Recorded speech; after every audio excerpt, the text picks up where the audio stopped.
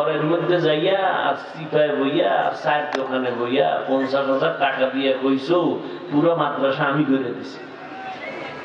এটা তো আমি জানি তোর ভিতরের খবর বড় খারাপ। তুই দান করছো, তোরে যেন সবাই চেয়ার আগায় দেয়, তোর নামটা যেন বড় কইরা দেয়।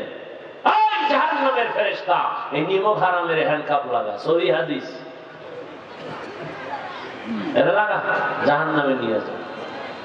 কারণ ও দুনিয়া পাওয়ার জন্য দান করছে, ও দুনিয়ায় সম্মান পায় গেছে, আখেরাতে খালি ভাব। এরকম 3 জন রে ডাকবে, আর একজন ডাকবে যারা শহীদ হইছে, গলা কাইটা দিছে যুদ্ধের ময়দানে। আল্লাহ ডাকবে তুই শহীদ হইছ কেন?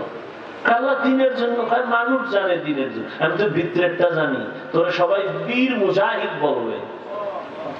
তা তো তুই দুনিয়া চাইছে, ধরে কারো ধর। এবার ডাকবে আমগো মতো আলেম আছে না কিছু, আমাকে ডাকবে এই মাওলানা, তুই মাওলানা হইছ কা? দিনের খেদমতের জন্য। মানুষে জানে তুই খেদমতের জন্য, তোরে টাকা না দিলে যে তুই কষ্ট পাইছ তো আমি জানি। তোর হাতিয়া কমায় দিছে, তুই আর দাওয়াত নাও নাই। তোরে মাওলানা নামটা বড় কইরা না লেখলে তুই আর দাওয়াত নাও নাই। তোরে স্লোগান দিয়ে স্টেজে না উঠাইলে তুই উঠো নাই। তো আমি ভিতরেরটা জানি, ফেরেশতারা ধর, এটারও ধর দইরা এটার জাহান্নামের হ্যান্ডকাপ লাগাইলে জাহান্নামে নিয়ে যা। কারণ ইলম শিখছে দুনিয়া কামাই করার জন্য।